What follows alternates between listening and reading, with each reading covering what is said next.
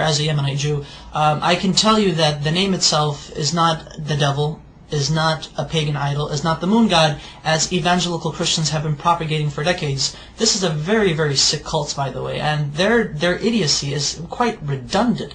I mean, I can't even imagine if people would actually teach themselves these things and flatter themselves with these things, and at the same time claim to support Israel, when in actuality in Israel we say Allah, we say Yallah, we say these terms, these phrases are understandable to our understanding, that they are not in any way, shape or form to what they say, to what evangelical Christians say is basically the devil. No, we understand what the name Allah means, what it signifies. Take the dictionary of the Hebrew language. I take the dictionary and I actually took the name of God, which is, through etymology, is the three letters Aleph, Lamed, Veh.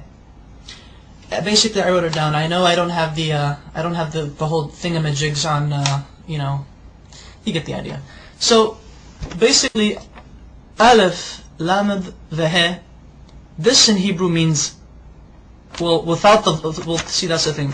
Without the vowels, because the dots, the nikud, the dots, or the vowels right here, these are vowels beneath the letters, indicate how the word itself is to be pronounced. So I'm going to block these right now for a second, but I'm going to show you. This right here, in my understanding, because I'm going to say what it is, this says God. Elah is God in Hebrew. Now, with these two right here, with these two vowels, this is the Fatah Sagol, Fatah Sagol. This would indicate that this would turn the word God, which without these vowels it would be God, Elah. Now it would be Olo, Olo.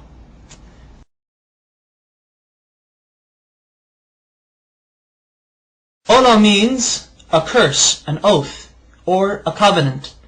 Christian evangelicals love to use this. They like to say, but you see, Allah, with these vowels, indicates that Allah is a curse. Therefore, the Muslims are worshipping an evil God who was a curse onto humanity. These evangelical Christians, they're nutcases, they're nutbags.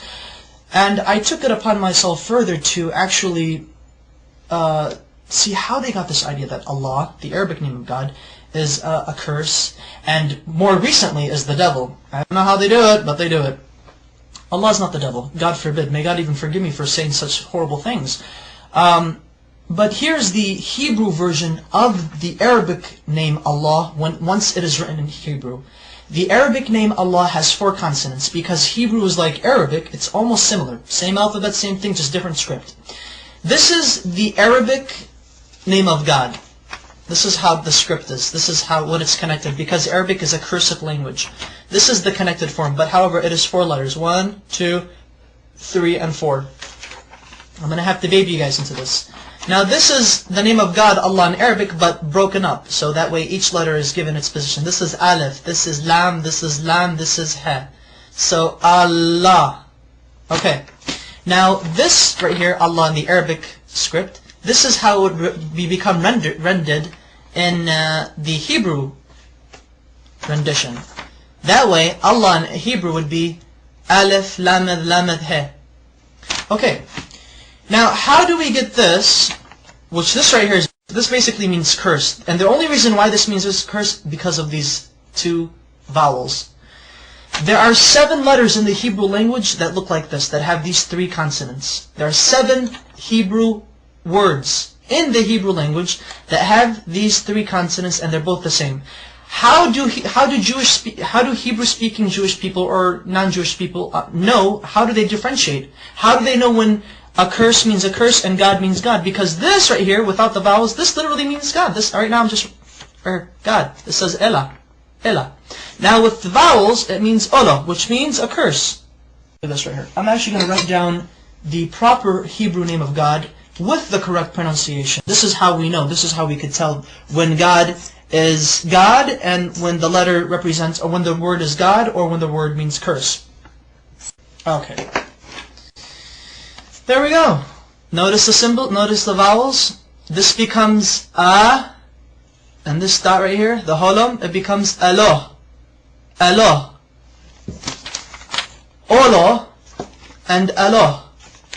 Olo, Alo. Can you see the difference?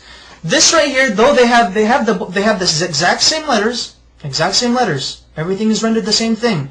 However, the use of vowels in the Hebrew language allows us to make distinctions between the understandings of what the words mean, what they imply.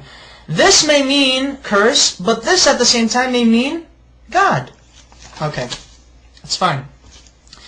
In Arabic, God can also be written without using two L's. So it could actually be Alif, Lam, the He. So, Ilah, which is the exact same thing as Allah.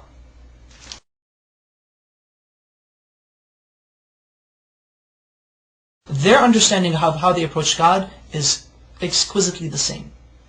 We do not share the system of belief with Christians that they and us worship the same God. No, we do not. So help me God.